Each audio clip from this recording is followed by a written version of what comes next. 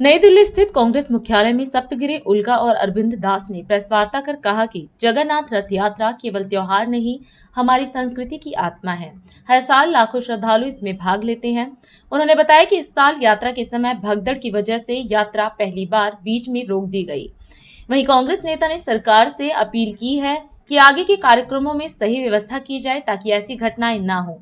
इसके साथ ही इस घटना में कितने लोगों की मृत्यु हुई उसका आंकड़ा जारी करने, जिन लोगों की मृत्यु हुई है उन्हें 50 लाख रुपए की मदद और जो गंभीर रूप से घायल हैं उनको 25 लाख रुपए दिए जाने व सीएम के इस्तीफे की मांग की। आज का जो विषय है ये पूरी महाप्रभु जगन्नाथ की रथ यात्रा के बारे में है। रथ यात्रा ये महज एक त्योहार नहीं है, 1200 साल से चलता हुआ एक लिविंग ट्रेडिशन है हम लोग के लिए। एंड ये ऐसी अद्भुत यात्रा है जहाँ पे विश्व के महाप्रभु श्री जगन्नाथ खुद मंदिर से निकल के रथ के माध्यम से लोगों का दर्शन करते हैं। एंड ये रथ यात्रा के दौरान में जो रथ होता है वो एक मोबाइल टेम्पल जैसे होता है जहाँ लाखों लोग हर साल आते हैं प्रभु जगन्नाथ के रथ यात्रा में शामिल होने के लिए। एंड ऐसे कहीं पे भी नहीं है कि खुद भगवान खुद चल के अपने मंदिर छोड़ के लोगों से मिलने आते हैं।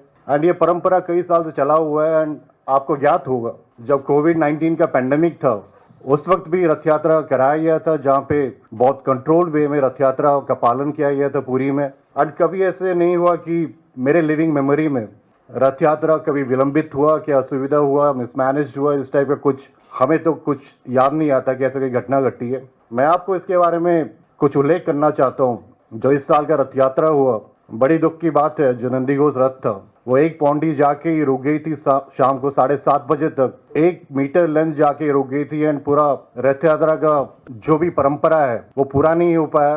एंड ऐसे पहली बार देखे कि रथ यात्रा जैसे पवित्र त्योहार बिल्कुल चल ही नहीं पाया। एंड इसके पीछे कारण क्या है? हमें जो मीडिया से खबर मिली, जो कॉर्डन पास होते हैं, लगभग 5000 पासेस बांटे गए, जो कि अपने समझ में नहीं आते। कॉर्डन पास जो होता है जो इनर पेरिफेरी में संचालित होता है, वहां पे तकरीबन 5000 पासेस बांटे गए। एंड ये पासेस किसको दिया गया? इनके विधायक ले लो 75 78 है, सांसद 20 है, बाकी लोग ले लो तो 100 200 300 500 से ज्यादा नहीं होता कभी भी। लेकिन 5000 पासेस वहां पे बांटे गए। एंड ये लोग कौन है? जो इनर कॉर्डन में थे। एंड इसके चलते रथ का संचालित होना पूरा बंद हो गया था, धीमा हो गया था। एंड बहुत दुख की बात है कि जो मुख्य प्रशासक है उसने ये कहा कि शायद सारे भक्त आए नहीं है जिसके लिए रथ यात्रा विलंब होता है। हमें मालूम नहीं वो किस भक्त का उल्लेख कर रहे थे।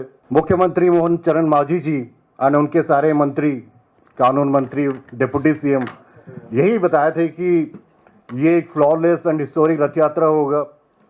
AI control CCTV integrated control system रहेंगे। जो क्राउड सेलिंग का हम लोग बात कर रहे हैं उसको हम लोग इसको रिव्यू करेंगे, मॉनिटर करेंगे। एंड ये ऐतिहासिक रथ यात्रा होगा। बहुत दुख की बात है, जब रथ यात्रा हुई तो 700 से ऊपर लोग घायल थे, इंजर्ड थे।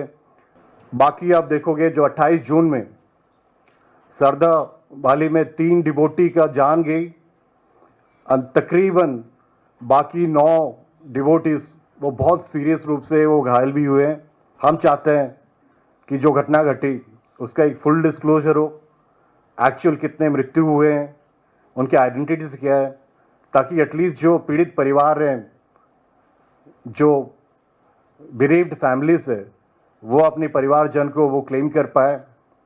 दूसरी बात, हम चाहते हैं जो जो लोग यहाँ पे मृत्यु घटे हैं उनको 50 लाख का एक्स ग्रेटिया दिया जाए जो परिवार मृत्यु में शिकार है। प्लस हम चाहते हैं जो सिवियरली इंजर्ड है उनको 25 लाख का आप उनको क्रिटिकली इंजर्ड जो है उनको आप राशि प्रदान करें।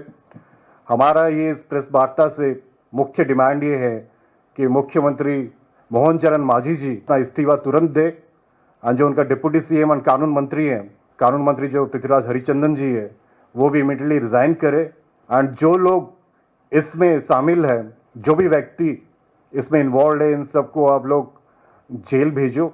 ये हम लोग को मुख्य डिमांड है। राष्ट्रीय